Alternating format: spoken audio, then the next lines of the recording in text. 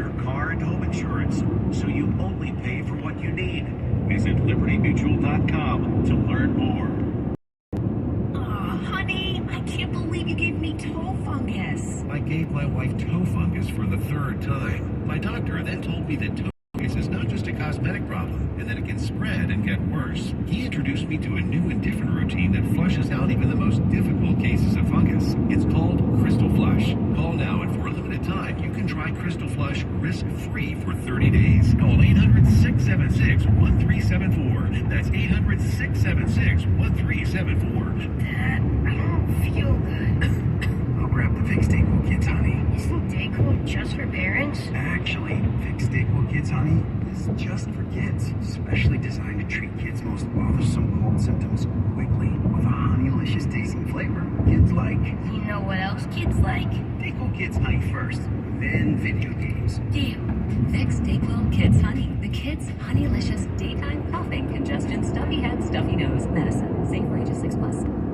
Uber Eats is adding marijuana to its delivery menu in Canada. So far, Uber's possible in Toronto. It's not quite the same as ordering fries. You still place the order through the app, but it's processed by a government-approved cannabis marketplace where licensed retailers handle all the deliveries themselves instead of letting Uber drivers do it. It's the same rules as buying it in person. You got to be at least 19 and sober when your package arrives. Chris Mavridi, CBS News, Toronto. A county judge in Maryland has blocked a first-in-the-nation digital ad tax from going into effect. The tax was approved last year by the Democratic-controlled over the veto of the Republican governor.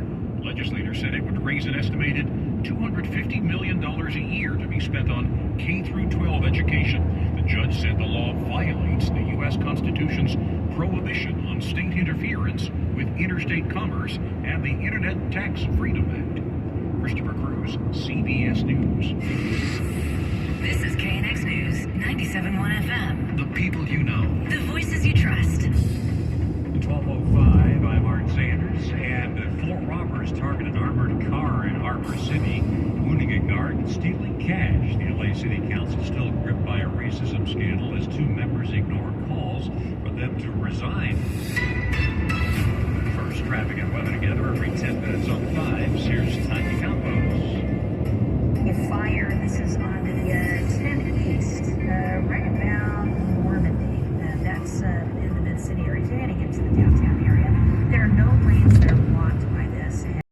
And they're headed there right now. The fire crews and CHP. We do have a lane closed on the westbound 10 from Hoover over to Arlington, and that is not causing any delay at all. Traffic's pretty light through the downtown and the mid-city area, so you're not going to be delayed hardly at all by that lane closure. Now, if you're in the valley, there's a little bit of delay in Sherman Oaks. The northbound 405 transition to the northbound 101 is now closed. So if you need that westbound 101, you can head actually eastbound, exit at Van Nuys Boulevard, jump back on the freeway westbound. In Burbank, there's a connector closed, the eastbound 134 to the southbound 5. That is shut down right now.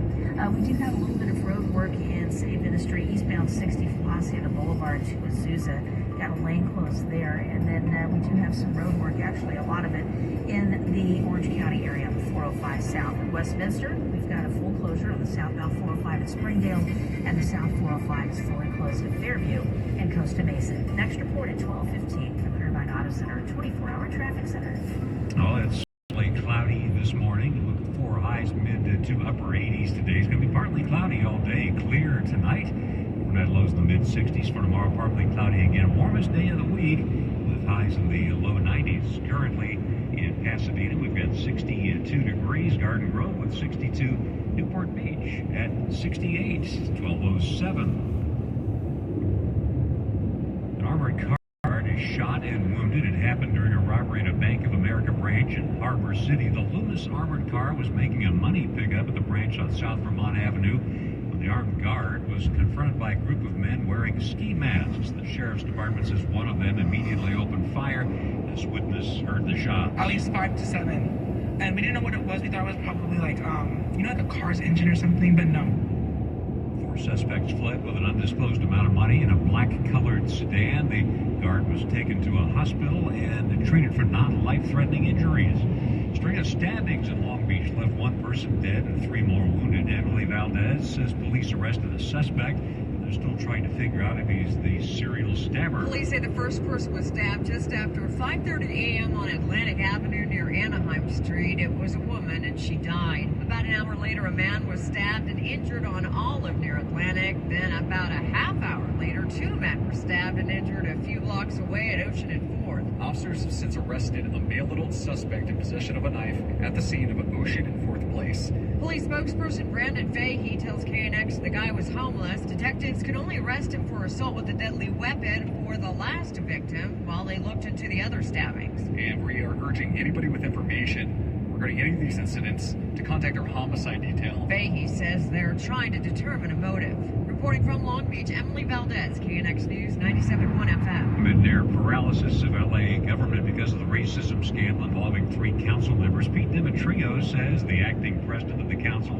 has plans to move forward with city business. Council President Pro Tem Mitch O'Farrell told reporters he's stripped council members Cedillo and De Leon of their committee assignments, and since they must, by city rules, sit on at least one committee, their political effectiveness is almost zero, and it's additional pressure pushing them toward resigning their seats. Tomorrow's virtual council meeting will go forward, and O'Farrell is not only urging both of them not to attend that session, he also indicated there'll be a lot on the council agenda, including the election of a new city council president, charter reform, and increasing representation on the LA City Council, redistricting reform, and the formation of an independent redistricting commission. In setting the tone for the future path of the council, O'Farrell said he will not be in the running for council president, and he's looking forward to the staging of the special election as soon as possible to restore the representation in Council District 6 due to Nuri Martinez's resignation last week. At LA City Hall, Pete Demetrio, KNX News 97.1 FM. LA City Attorney Mike Feuer has sent a proposal to the City Council urging that a special election be held next spring. Margaret Carrero says if voters okay the measure, it would create independently drawn council district boundaries in time for the 2024 election. As far as Feuer is concerned, the leaked audio recordings that have rocked City Hall have called into question as a political matter the legitimacy of the council lines. That discussion, those racist and homophobic and bigoted comments took place in a context.